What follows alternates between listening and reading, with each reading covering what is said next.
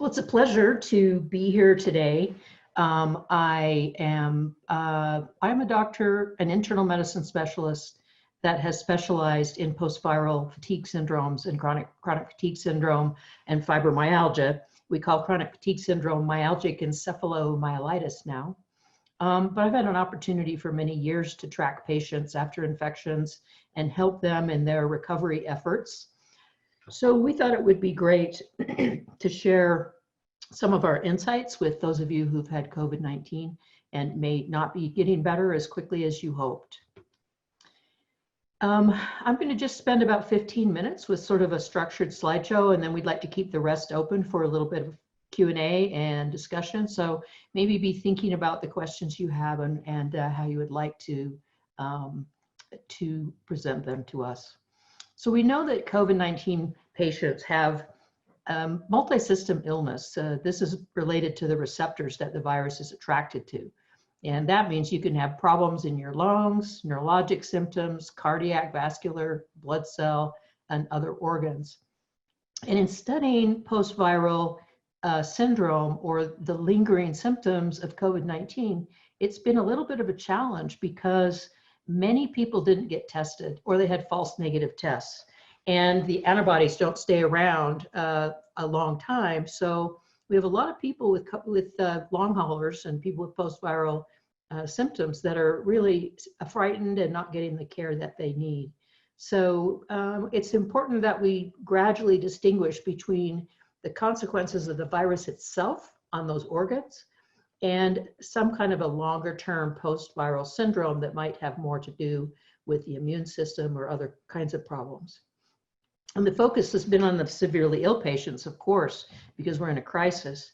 And I can tell you that primary care is ill prepared to deal with any of it. During all this time of emergencies, everybody's been out of their office and everything has been so disrupted for everyone. So we just all need to be patient and talk to each other.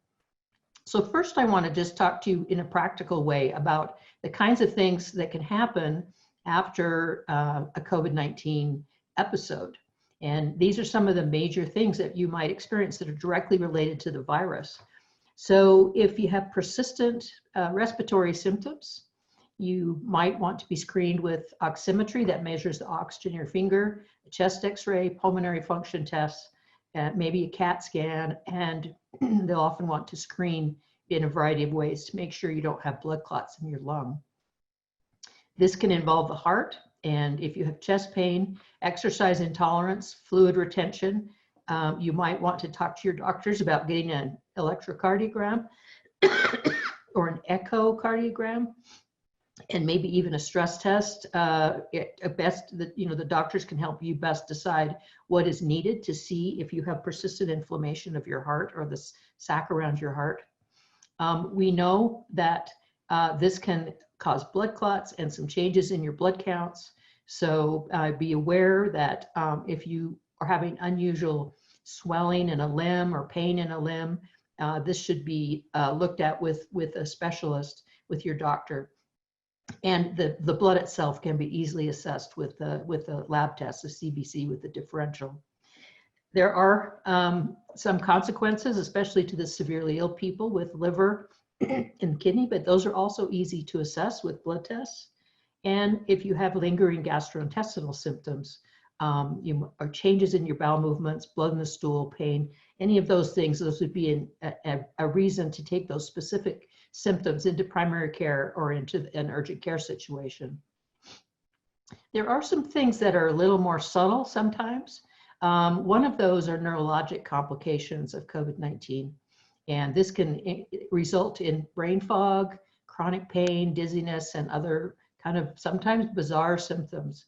And these should be discussed with your primary care and maybe see a neurologist. And we would encourage you to have a conversation if you're having some of these symptoms to talk to a specialist about an assessment to see if small fibers of your nervous system have been damaged. That's called small fiber polyneuropathy. And some people can develop a peripheral neuropathy as well. One of the big common features is prolonged fatigue. And I really think our advice is rest and take it easy, and don't try to push too hard through this, because in most people, it generally resolves sometimes over many months. And then exercise intolerance is a kind of a frightening thing. There can be many causes if you're having a hard time getting back to normal activity. So it needs to be assessed medically, and then take it very slow, and do not push exercise if there are any negative consequences of trying to do exercise. Let me just give you, share with you a couple of important papers that are relatively recent, just to validate your experience. This was a study published in JAMA and the Journal of the American Medical Association. This was a study done in Italy, and they looked at a pretty good number of patients who were offered a medical assessment 60 days after they were discharged from the hospital. So this looked at a little bit more severely ill patients. And at 60 days, only 12% were completely free of any COVID-related symptoms. And 55% had 3 or more symptoms, and 41% observed that the quality of their life had been impacted by the virus. The top symptoms were fatigue, shortness of breath, that's dyspnea, shortness of breath, joint pain, and chest pain. And I'll show you on the next slide. This is, you have to figure out how to read this just a little bit, but on the left side of this bar right here, this is the patients, these are the symptoms that the patients had when they had their acute illness, and how many symptoms, how many people reported this symptom in terms of percent. So 80% of people reported fatigue, and then shortness of breath, joint pain, chest pain, cough, and you can see as you go down, and lack of appetite, achy muscles. But on the other side of the line is those same people, what was their most prominent symptom in the aftermath of COVID-19? And this is where I got those top 4 symptoms. So fatigue, shortness of breath, joint pain, chest pain, cough. Anosmia is loss of smell. Zika syndrome is dry mouth, runny nose, red eyes.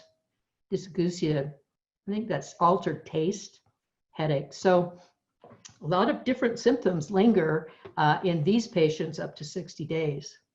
Now, there was also a study that came out of Wuhan, China, and they assessed people who were discharged from the hospital after 90 days.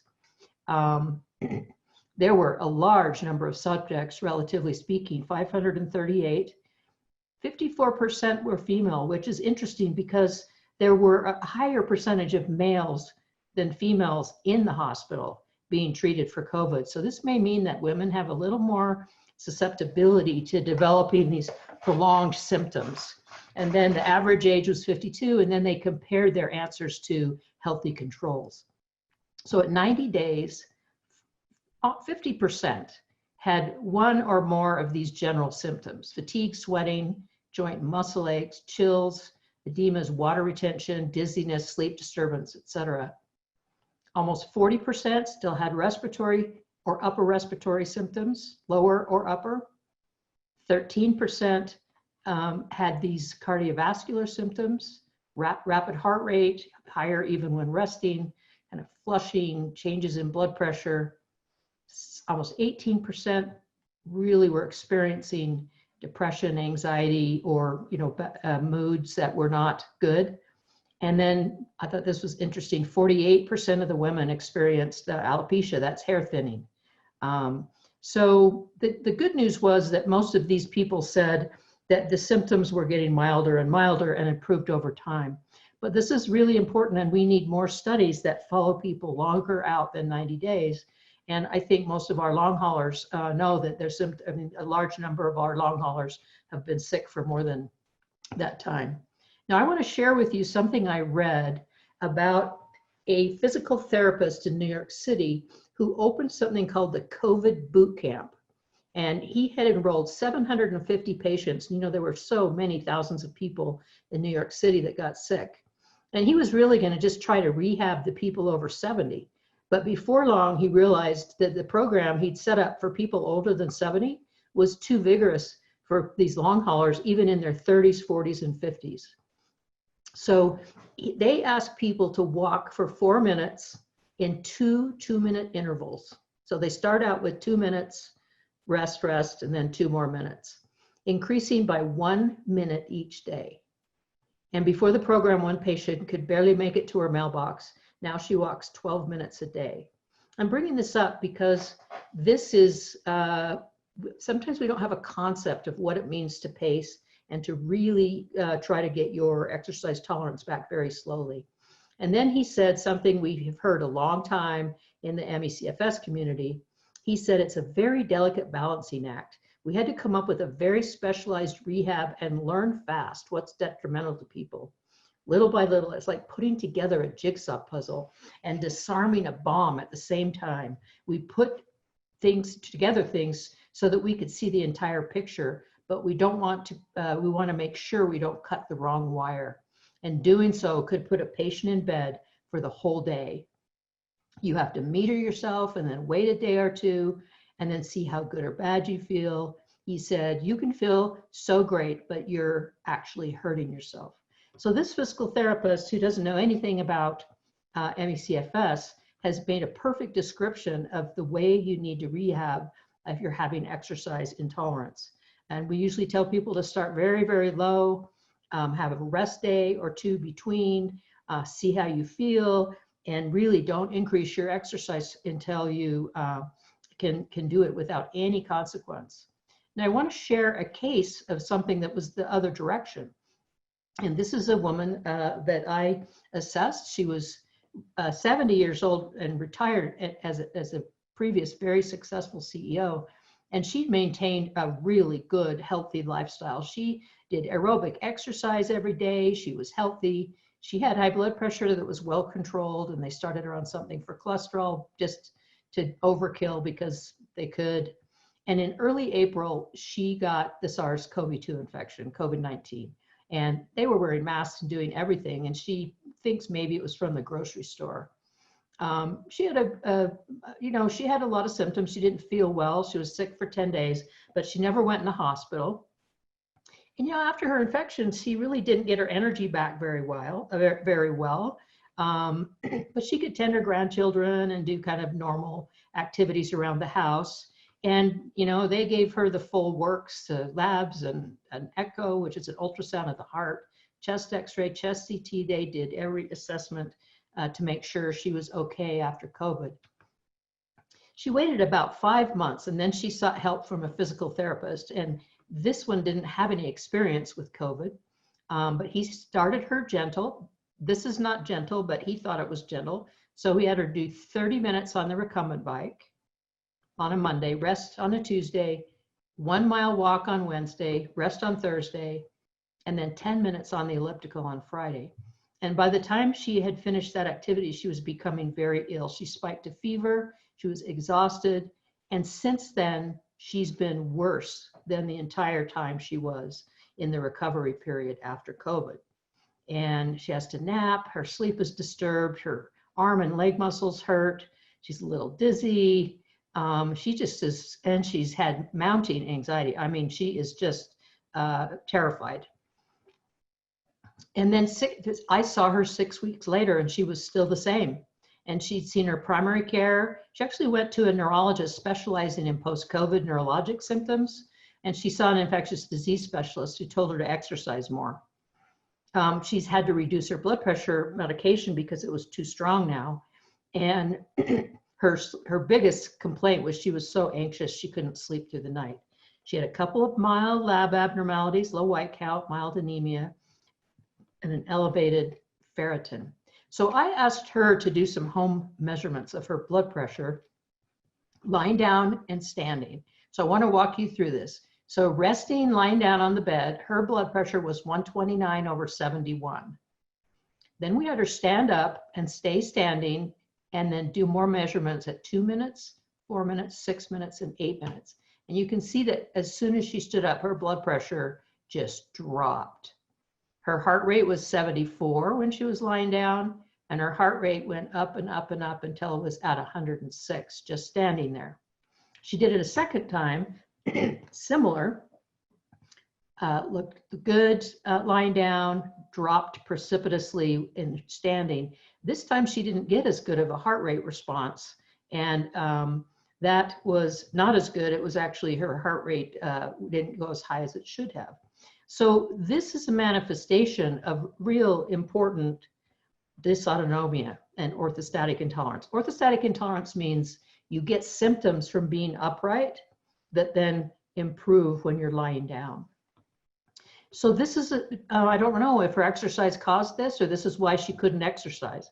But I know that when she went out and tried to exercise too vigorously all at once, it put her in a relapse position. And she meets criteria for ME/CFS now, pretty close. And, but she hasn't been sick quite long enough to meet the case definition. And I want to say something about anxiety. This has been a horrible time.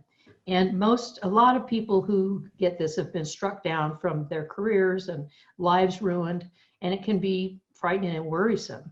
But it's really important to approach self-management in a calm, deliberate, and informed way, because we know that unchecked anxiety causes more immune dysfunction and more hormonal dysregulation in the brain.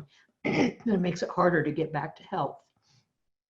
You want to be the tortoise, not the hare. You got to be slow and steady and learn as much as you can and be patient and don't be afraid.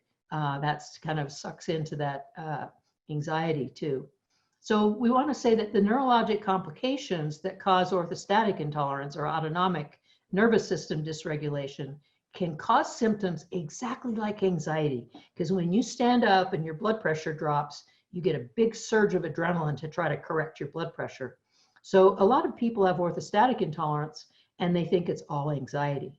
And then they have more anxiety. So it's very important to assess to see if you have an underlying neurologic problem that's causing orthostatic intolerance. So just a general recipe we use in treating people with a prolonged post-viral fatigue syndrome in our clinic. And I followed that a little bit here in my talk. First is you want to identify and take care of any other medical conditions that might develop, and you can do that with your doctor, like getting low in thyroid, for example. And then the next most important thing is to learn how to pace your activity to prevent and reduce the severity and duration of post-exertional malaise. That's the consequence of doing too much. And then we focus on really helping people balance their emotional state, assessing and treating orthostatic intolerance if it's there. We can treat pain if it's a stressor. Make sure you work on a very balanced life and you want to have restorative sleep. And then you want to try to restore your fitness if you can, but you must do it within the limitations of your illness. And this is an old slide, but pacing trumps fitness. So I got to get a new word there maybe so it's not political. But you have to remember that it's more important to pace your activity and not flare your symptoms than it is to rush to develop fitness. So here's some resources that I think might be helpful. If you go to our website to the education tab and then managing your care tab, there's some practical advice there. There's instructions for the 10-minute lean test. I think Talia is going to prepare that for you. In the UK, they have published some really good guidance. And this is one written by Charles Shepard, who's a chronic fatigue syndrome or ME expert. But he has written this about post-COVID fatigue and post-COVID fatigue syndrome and ME/CFS. So maybe we can figure out a way how to get that to you as well. So I'm going to end there. And what we'd like to do is maybe just have some discussions and answer questions and concerns you might have. And then we also have some structured questions that were provided for us earlier too, if people are too shy to join in. I wanted to add a couple things to your presentation, Dr. Bateman, if you have a second. Two things that came up in my thought process. One, you talked about oximetry or pulse oximetry specifically, which is a way to use the capillaries in your finger to measure what your blood oxygen level is. And that's a really helpful kind of standardized tool for seeing if you're in respiratory distress. One of the problems with that, though, in specifically in long haulers and in people with ME/CFS, is that often there's disruption of the circulation in the extremities, and why some of the extremities have more pain and sensory symptoms in general. So if you find that your extremities tend to be gray or dusky or kind of purple looking on average, especially when you're more symptomatic or cold to touch, that may not be the most accurate way to measure your oxygen levels in your blood. Now, I used to work as a rheumatologist, and we had issues in patients with scarring in their fingers from scleroderma. And the way we would measure pulse ox for those patients is to actually do a reading here on the tip of the ear. So if there's a question about how impaired you might be from oxygen, it's not a bad idea to ask your doctor to also do a pulse ox from your ear to get a better sense of really how much of this is from your lungs versus something else, versus post-viral fatigue and other issues there. The other thing I wanted to touch on is back to your Nasaline testing and that patient at home, Dr. Bateman. I think it's really important to point out that the heart rate increases and that narrowing of the pulse pressure, the narrowing of the space between the high number and the low number, or the squeeze and the lack of squeeze, those are not the disease process themselves. Those are your body's compensatory responses to the stress of being upright. And that is maybe different than people who have POTS or similar symptoms like that, myself included, but do not have all of the other symptoms that we've discussed today.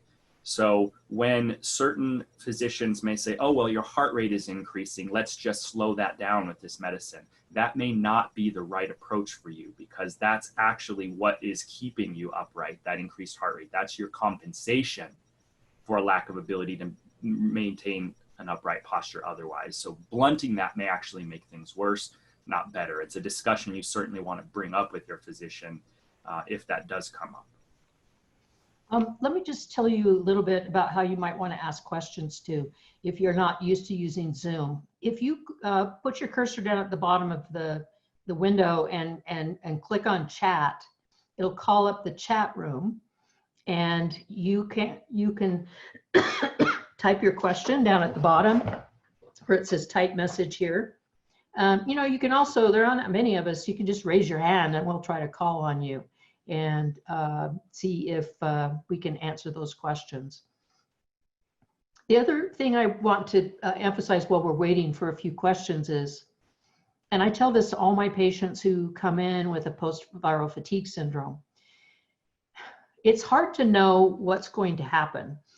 And it's hard to give you a pure prognosis about how long things are going to last, or how severe they'll be, or they get complicated one way or another. But that little formula I gave you is a really important formula for not doing that, for not getting worse. And that's basically cutting down your demands, getting to an emotionally stable place, getting good sleep, pacing your activity. All those things help heal your immune system and your brain and the hypothalamus. So and I want to say that most people who get COVID infections are going to eventually get better. It might take a year or two in some cases. And I do think there may be people who develop a chronic lingering problem, but we're going to have to learn gradually about that as the time goes by. We know what we've seen in other kinds of epidemics and viral infections, but we don't have a long enough history with COVID-19 to know how long it takes to get better from all the insults of this illness. So we can just share with you some of our insights about how you can make that prognosis better and better. A little bit was the focus of my talk. Dr. Bateman, thank you. We do have a couple questions in the chat box. The first one, what are your thoughts on mast cells or a histamine intolerance? Is a diet low in histamines or inflammation response helpful? Well, let's maybe Dr. Yellman, you could answer that one, and I'll do the next one. So mast cells, at least in ME/CFS, appear to play a pretty significant role in the illness for a subset of people suffering with the illness. And it's perhaps possible that maybe they play a role that we underappreciate in others with the illness as well. And so if we're making the comparison between ME/CFS and the symptoms of long haulers, I think mast cells are definitely something we should be paying attention to. As far as a low histamine diet is concerned, I use that as a diagnostic and therapeutic measure often with my patients. So I have them Google low histamine diet. It's a very difficult diet to stick with, right? So there's going to be a lot of energy and time and effort put into trying to find the right foods. And I would argue it's maybe not sustainable for your whole life, right? But we're talking about a short period of time right now where we're trying to improve symptoms. And if you can be very careful and stay on a low histamine diet and you feel better, I think that gives us a sense that we might want to look further into the role that mast cells are playing and think about additional therapies. And that's something that even a standard allergist or even a primary care physician could help you out with. Now, all versions of mast cell overactivation or hypersensitivity are not the same, and they may behave differently in different tissues, right? So when we talk about a low histamine diet, that's going to be helpful if the triggers for your mast cell misbehavior, as I like to call it, if those triggers are something that you're taking in orally, right? If it's a fluid, if it's a compound in one of your medications, if it's a food, but it may not help if the triggers are, say, chemical sensitivity and you're breathing them in. You can also have mast cell activation in the respiratory system, or if the triggers are in your immediate environment, on your clothing from a detergent you use or a soap, the mast cells there tend to be triggered in the skin, right? And it doesn't mean that those can't then, start inflammation and send signals that eventually affect your whole body. But what we're really looking at is what's setting them off in the first place. And so that's where the low histamine diet seems to be helpful, is when those triggers are from things that you are taking in orally. So if I could add, we'll just play back and forth, but I'll tell you my insights about mast cell activation. I think that mast cell activation gets revved up. You get angry mast cells or jumpy mast cells. And these are the immune cells that are embedded in your tissues that react when there's a danger or something that they need to react to help you. But they get a little jumpy and overactive, probably because of the kind of grinding immune viral big systemic problem going on. And so the first thing to do is do everything you can to get rid of the problems that might be driving it, and then try to block down the mast cell activation as much as you can to see if you can get them back to their more normal state. And one of the other things that we tend to do is just the simple thing of putting people on what's called H1/H2 blockade, which is something like Pepcid, which is an H2 blocker, and then an antihistamine like Zyrtec, which is an H1 blocker. And you just take those and maybe include the diet and see if you can get all your mast cells calmed down, and then maybe be able to gradually increase your diet later and maybe pull back as your system is healing and you're feeling better. I would also add that, like many of the symptoms that we'll talk about today, when you're having your bad days, those reactions can be more intense or prolonged. And when you're in your good days, the goal is to try to avoid the triggers in the first place, but the responses may not be as intense. So pay attention to that when you're trying to assess how you're responding to things as well. And then I would also go so far as to say, mast cells are definitely a part of the immune system. As we continue to learn more on a day-to-day basis, it really is starting to appear like there is a very close correlation between what's going on in the immune system and with mast cells and what's going on in the neurological system. They seem to have a huge interplay with each other, and we have a lot more to learn there. But they're not, I don't tend to think of mast cell misbehavior, as it were, as a single entity. I think it's very much tied into what's going on in the whole person, what's going on with their neurological system at that time. So Dr. Yeoman, there's a question about how do you test for mast cells? Do you want to just briefly, mast cell activation? Yeah, so I think there's different ways to look at this. There are formal ways with lab tests to test for mast cell activation, where they can do blood and urine tests and they look for certain products that would suggest that mast cells are releasing inflammatory, what we call cytokines or molecules.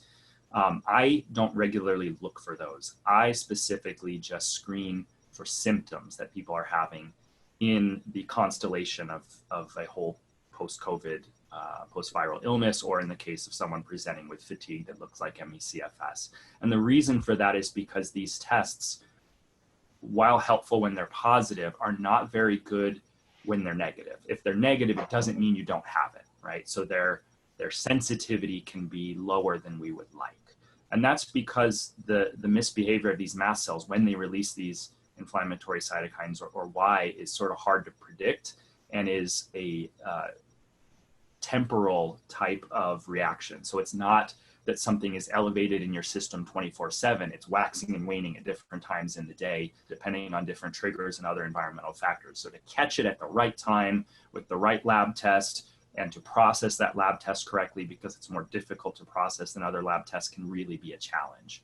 So often the way I try to diagnose it is take someone with symptoms that are suggestive and implement simple treatments that we would prescribe for mast cell activation and use that also as a diagnostic tool. So an example would be using a low histamine diet in combination with the H1, H2 therapy that Dr. Bateman just mentioned. And if you notice a difference, even if not an absence, if you just notice a difference in how reactive you are or how long that reaction is or how much it sets you back, that might be even more suggestive that you have mast cell disruption going on. I would also say that those lab tests that we use for mast cell activation syndrome, that is a, we set levels that we say are highly beyond multiple standard deviations of normal.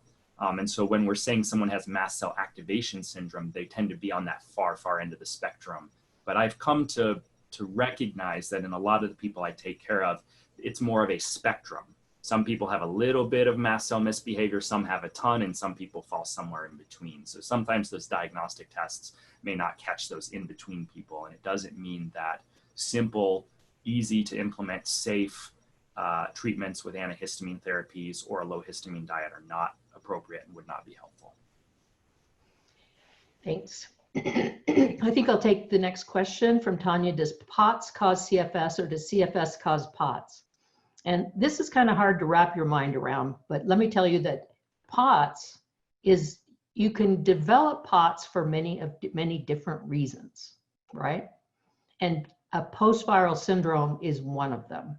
And we don't know how much is damaged from the virus, but we think it's more likely that the virus creates an abnormal immune response that damages the nerves or the receptors in your autonomic nervous system. And it's part of that kind of grinding abnormal immune response. It's like a mini version of the cytokine storm that patients are seeing when they're in the ICU. So that's what leads to the mast cell activation. That's what leads to inflammation that can cause damage to the nerves. So, and then CFS, chronic fatigue syndrome, and we've really changed the definition of that to be more like myalgic encephalomyelitis, which really defines the more sick, complicated, long-term patients. And they're defined by a definition, but they're not mutually exclusive. So we know that people with CFS who meet criteria for a post-viral syndrome, and a post-viral syndrome kind of defines anybody who's not doing well after their virus for however long. We tend to morph it into chronic fatigue syndrome if it lasts the term, CFS if it lasts 6 months, but I don't think everybody even uses the same terms. And then if it starts to be more severe and really impair activity and have the features of ME/CFS, we call it ME/CFS.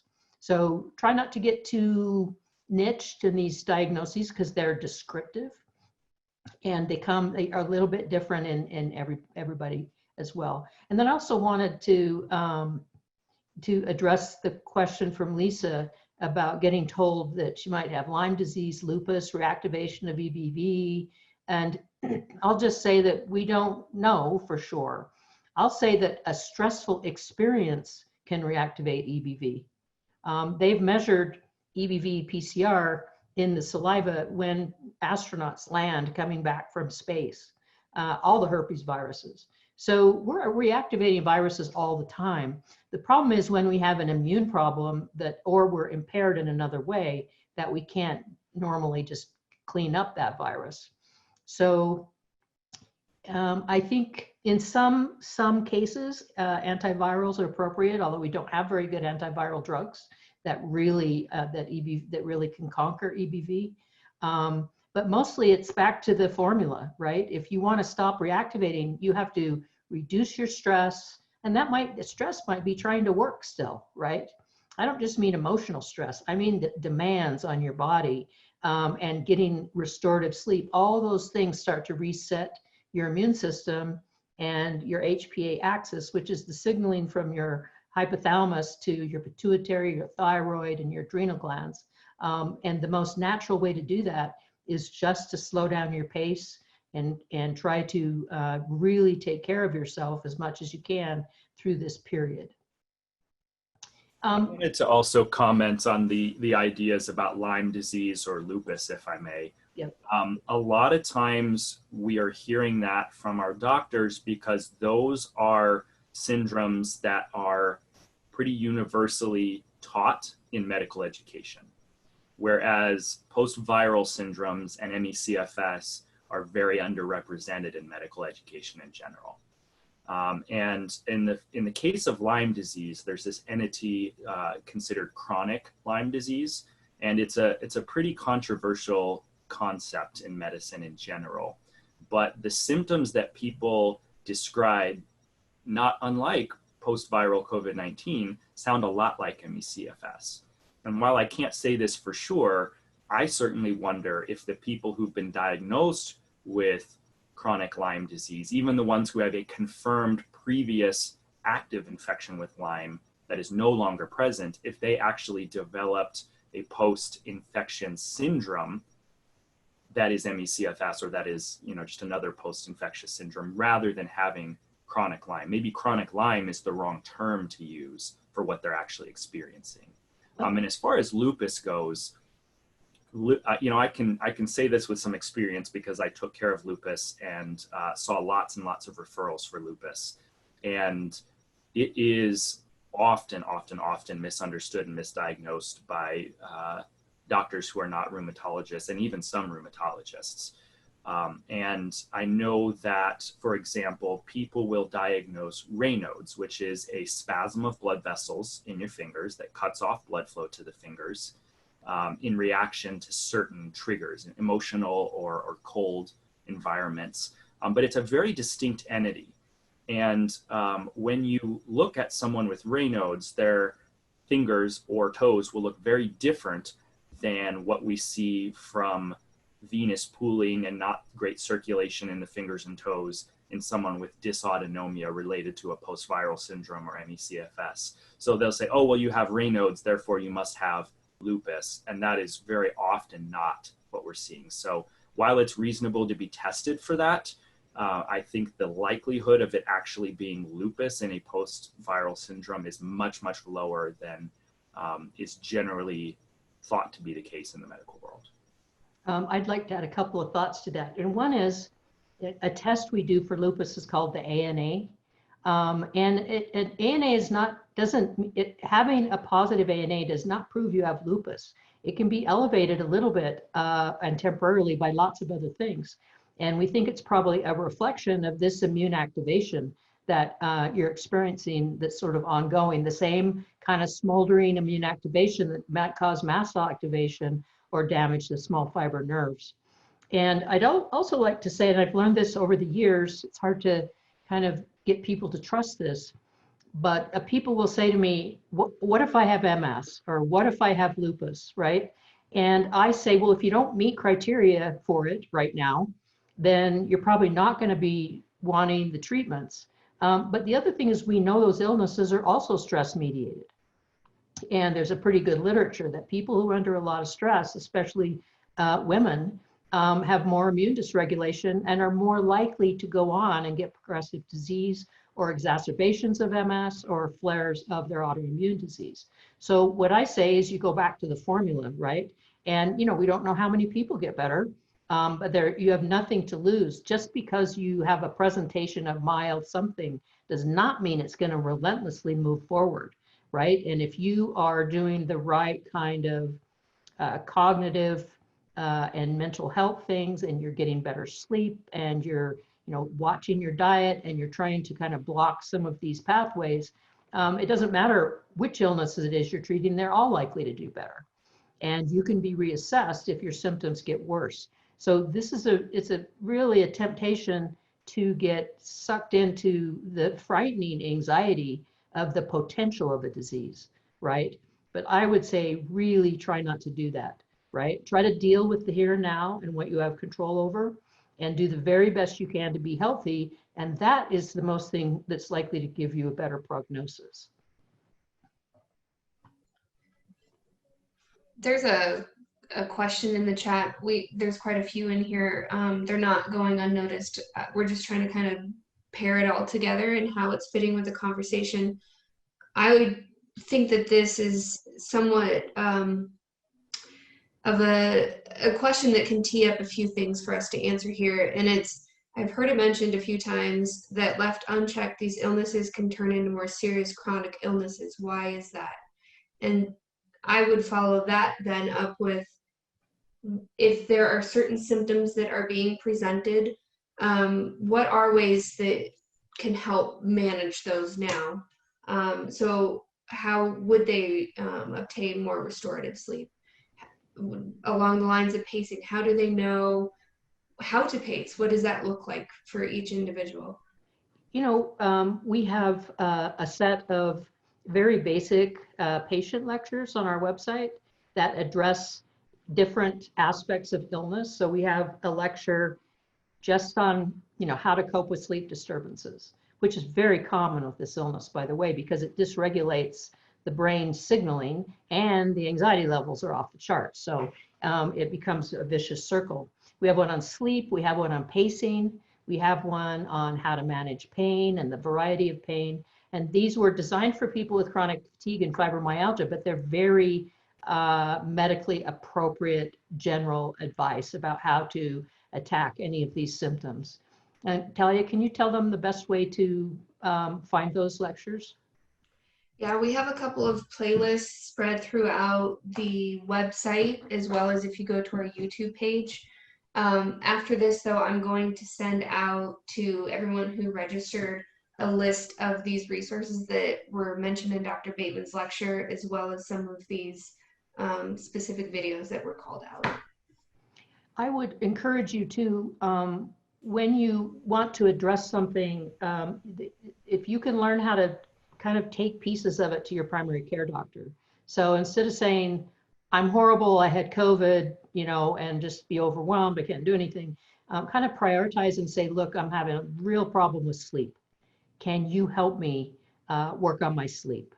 And doctors know how to address the various symptoms. We've spent a little more time on orthostatic intolerance syndromes because those neurologic consequences in orthostatic intolerance are not taught very well to doctors, even neurologists. And so we've got a lot more resources in our short videos and our websites about what to recognize and what to do about it. And a lot of it is behavioral. A lot of it is how you put your body in wearing compression socks and increasing your fluids and just being aware of orthostatic intolerance and how you can minimize it. I wanted to make one side comment there on breaking down into different symptoms that physicians can help you with. The one that I'm a little bit scared of is the term anxiety. And while we absolutely know that anxiety is a good way to describe what's going on, I've found just by talking to patients that their anxiety is maybe a little different than the anxiety that's taught to primary care physicians. That type of anxiety, generalized anxiety disorder, panic disorder, anxiety because of a recent stressful event, i.e. COVID and all the things that have been going on in the world in the last year, There's more to it than that. Those are neurotransmitter mediated illnesses. Maybe there's environmental triggers for those neurotransmitter changes. And they tend to be treated only with neurotransmitter mediated medications. They also, there's just a stigma associated with anxiety in general that will potentially actually lead to a dismissal of your other serious symptoms. And I've even heard, I think somebody in this chat here said that they had a pulmonary embolism, a clot in their lung that was under-recognized in the ER because of concern that this was just anxiety. And so I think it's important to point out that that may not be the word you want to use when talking to other physicians. I very much believe that part of what's going on with the anxiety is actually an amplification of the signals through the fight or flight neurological system, what we call the sympathetic nervous system. And that is also part of dysautonomia, which really just means misbehavior of all these autonomic processes or automatic processes that your neurological system goes through. So there is a peripheral nervous system, not just a central nervous system component to this. And it's, while we all get anxiety as humans from things in the environment, things that are happening to us, it seems like that anxiety gets taken way out of proportion, gets put through a megaphone and amplified throughout your entire body as a result. And that is not going to be fixed by what we tend to think of as traditional anxiety treatment measures. So even things like someone walking in the room and you not noticing they were there and then being startled by their presence, we can all be startled, but that startle response can be really elevated. That's a good sign that your fight or flight symptoms might be overrepresented at this point. That's great. Thank you. I wanted to address a question in here. As you can see, this is a big topic. We could do hours and hours. So your questions are all really great, but there's one question about, there are a couple of questions here about exercise. How do we know how much to do and not to do? And this is hard to give you a set answer because everybody's different. And there may be different things affecting your exercise tolerance. So the general rule I give patients is to start very low, like that physical therapist in New York, with 2 minutes in the morning and 2 minutes in the afternoon, and 3 days, and do it. And then the other thing I suggest is that people don't exercise on sequential days. Allow a day of rest minimum between your efforts to start to exercise. And then I say, don't do anything that leaves you with lingering symptoms the following day. So that's what post-exertional malaise is. So it's okay if your muscles are tired or this or that, but if you have more sick symptoms the next day, you should go back and change your exercise. I would guess in my patient, if we went back, she did those 3 days and then really crashed. If she'd been paying close attention to how she felt on Tuesday and Thursday and had the permission, right, to pull back, I don't think that would have happened to her. But she was an avid exerciser. We're taught you just push the envelope and you build and you do it. But I think that and sometimes it's easier to do stretching and maybe some yoga or Pilates or things where you're keeping your muscle tone, and you can do it for short periods. I suggest people, download a YouTube video and do it in your house so that you won't feel embarrassed if you can only handle 5 minutes in the beginning. So it's more about consistency at some small level and really not increasing until you can sustain a certain small amount of exercise, and then just take it easy and listen to your body. And it's going to be, if you have orthostatic intolerance issues, and I think a lot of long haulers do, it's even more important that you don't aggravate and try to push through the exercise too hard. And that's what this woman did. And so in that case, things like being in water, in a pool, or doing your exercises lying down or in a chair are going to help a little bit than doing that full upright stand in place activity. I wanted to throw in a couple rules of thumb. The first is to tag on what Dr. Bateman was just saying, which is upright activity is going to be more difficult than recumbent or laying down activity, especially when you start, and especially if you've done a home NASA lean test and find that that's a stress on your body. So things like laying down yoga are going to be more helpful than, say, traditional yoga. If you're in a downward dog position, that's not good if you're having orthostatic intolerance, but doing something on your back, maybe. The same even for if you want to do something like weights. You know, you can be in a, not that people have this at home, but traditionally, if you had a leg press, you can, you know, do that in a sort of recumbent or laying down position. So there's more blood flow in your brain and your muscles, and it's easier to do something like that.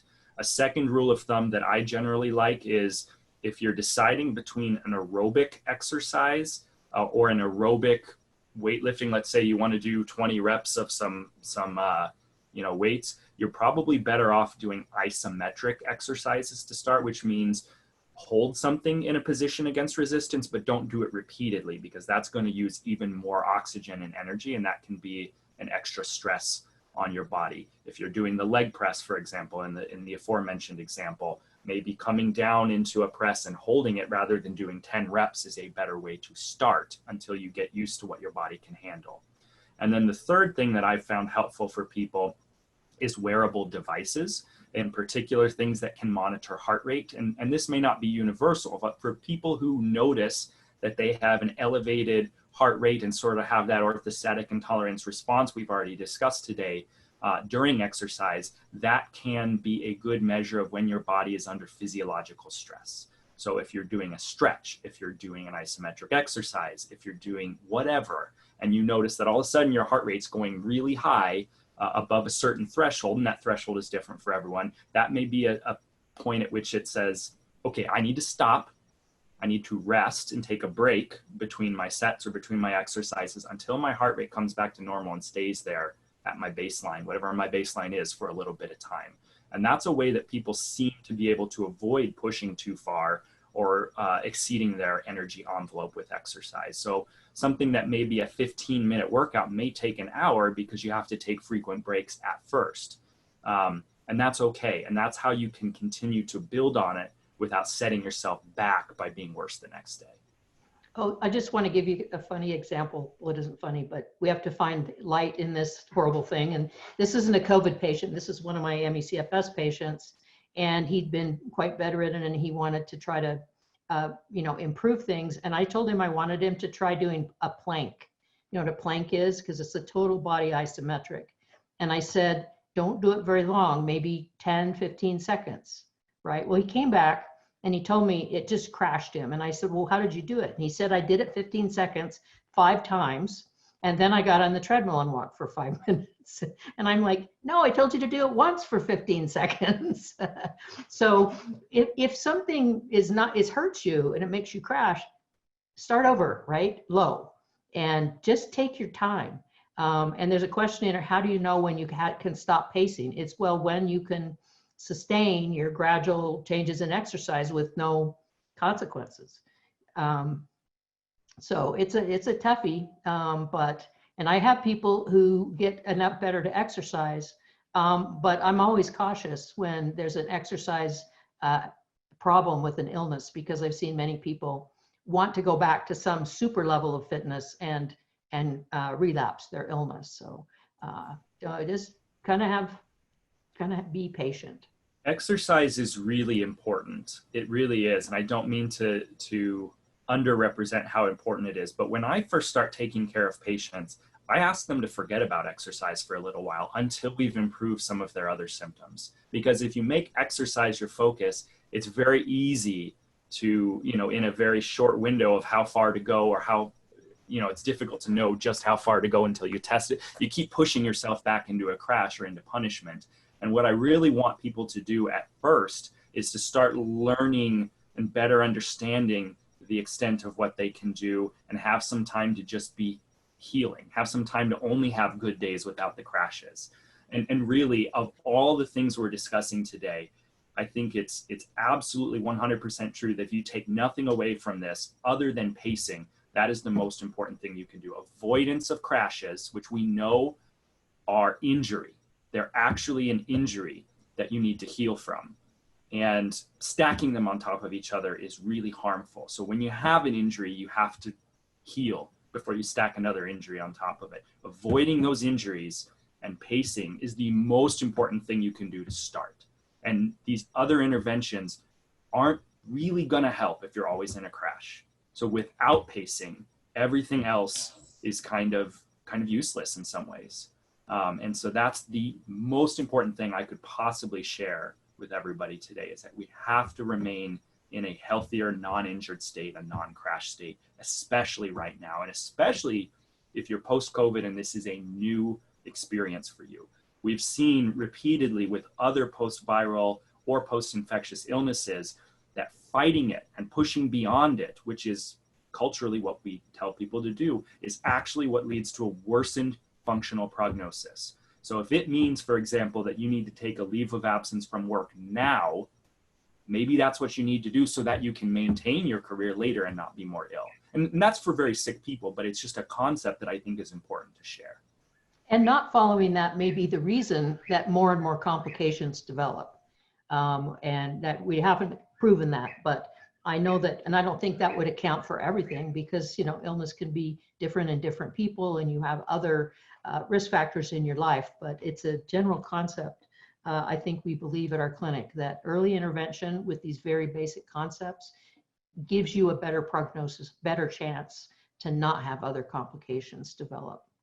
And we recognize what we're asking here, what we're suggesting here is probably the hardest thing we could possibly ask you to do. I've thought about, if I became ill like this, what kind of patient I would be, and I'd be horrible. I wouldn't listen to anybody. I would keep pushing through it, and then I would keep getting frustrated. I'm not a good patient, so that's why I don't go see the doctor enough. But this is not easy. This is a huge struggle, and there are pressures not just from within yourself, but your responsibility to your family, to your friends, to your church, to your work or employers, that make you think you have to do these things. Well, I have to at least do this.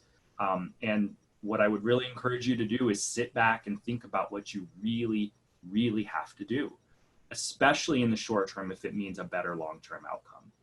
Challenge your assumptions. Meaning 3 or 6 months. Exactly. Yeah. Challenge your assumptions about what you need to do right now. Guys, I know we're almost at the 1 o'clock hour and we all have a meeting that follows, but I really want this question posed. It's from Christy. How can we help? How can we get the word out there to help other patients and doctors use our experience to guide continuing care? That's a good question. We've been trying to teach doctors about post-infection syndromes for a long time, and post-viral syndromes. And we've used many different mechanisms, and I think we've had some progress. But I do see this COVID-19 epidemic as a really good opportunity to bring this to the eyes of medicine clinicians and scientists.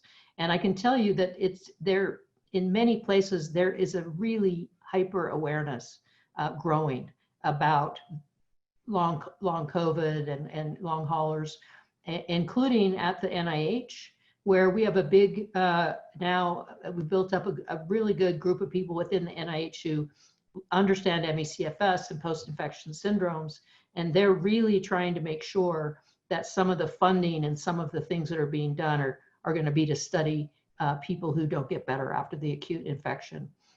And there's also some really great efforts in the UK and in Canada to track people. It's the beauty, one of the really good things about national health plan, right, is everybody's got the same big database, and everybody that gets a positive test, they can track them and they can have really great science come out of it. They hope to track 10,000 people in the UK for 18 months.